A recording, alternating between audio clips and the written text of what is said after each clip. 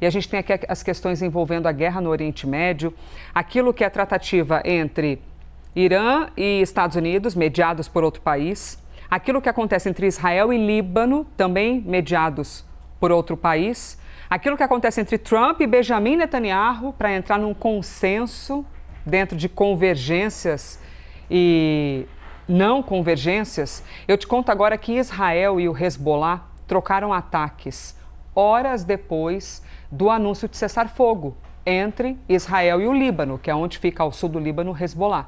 Uma agência estatal de notícias libanesa informou que Israel fez ataques com drones em cidades no sul do país. As forças de defesa de Israel emitiram um novo alerta para moradores do sul, dizendo que o país continua atacando alvos do Hezbollah na região. Então eles dizem, tal bairro, tal cidade, saia de casa porque nós vamos atacar. E isso também é uma maneira de defender-se futuramente, em algum momento, das acusações de crime de guerra. Que até é estranho a gente falar isso, né? Crime de guerra. Puxa, porque guerra é sempre um crime. Mas existem as regras também, né? Aquilo que é determinado, você não vai atacar um prédio com civis. Isso é um crime de guerra. Mas o que nós vemos, ataques a prédios, a locais com civis. E eu nem me refiro apenas a Israel para o Líbano, o contrário também. E o Irã também atacando e todo aquele horror que a gente tem visto, tá, gente?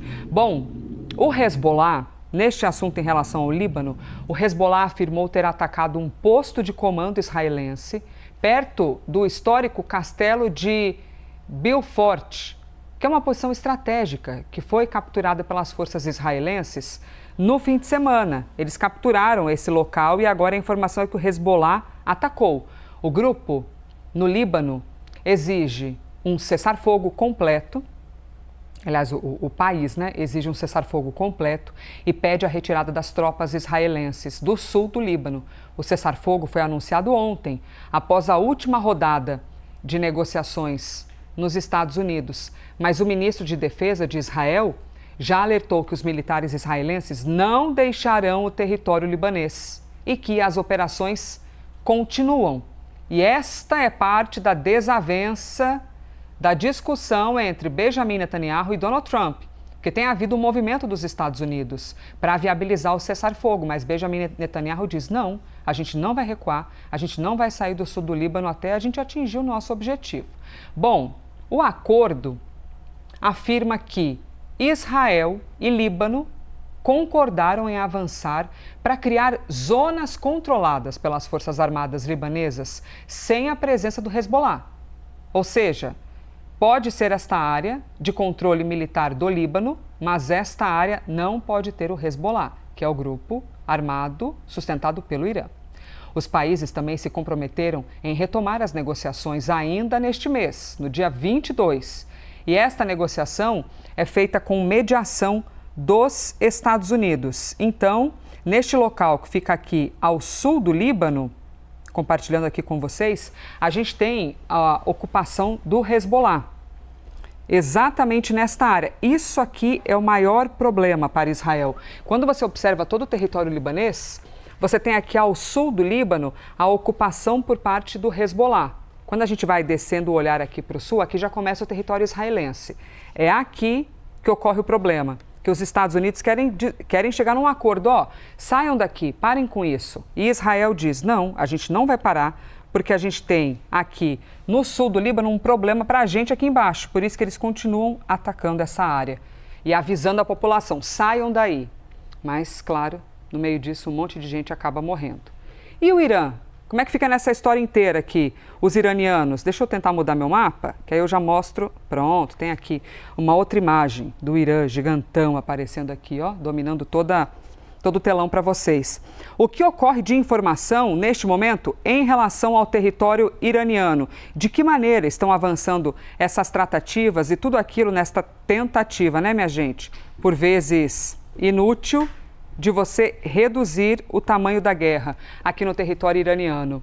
Eles disseram que não houve grandes avanços nas conversas com os Estados Unidos, apesar do presidente americano Donald Trump ter afirmado que as negociações estavam ocorrendo bem. Segundo o chanceler iraniano, essas conversas não avançaram muito nos últimos dias.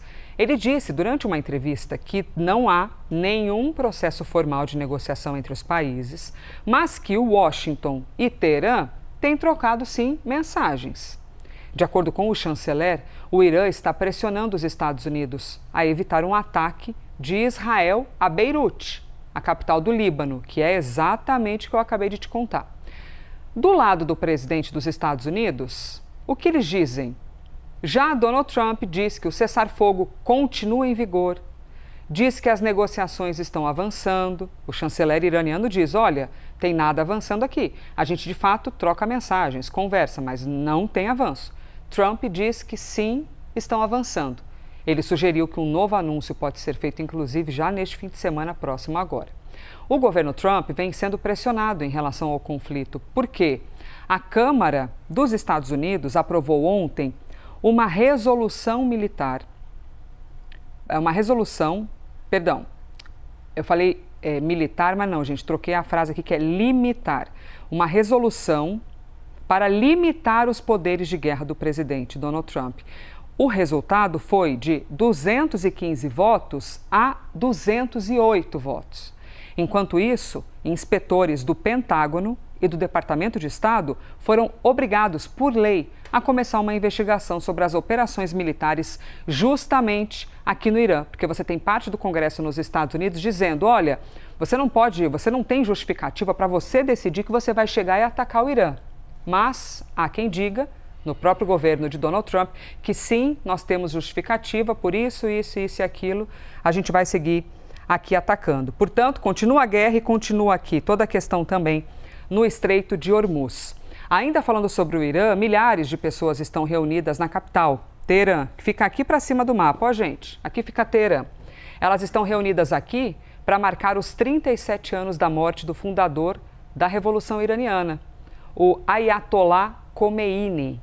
Ele foi o líder espiritual e político da Revolução lá na década de 70, 1979, que acabou com o governo dos Shahs e instaurou a República Islâmica, liderada pelos Ayatollahs. Então, acabou com essa gestão dos Shahs e instaurou essa república que a gente conhece até agora. Alguns participantes da homenagem levaram fotos de Ali Khamenei, que liderou o Irã após a morte do Ayatollah Khomeini. E ele também, Khamenei, foi morto no ataque dos Estados Unidos em fevereiro deste ano. Vejam só quanta gente dentro deste espaço religioso. Centenas, milhares de pessoas.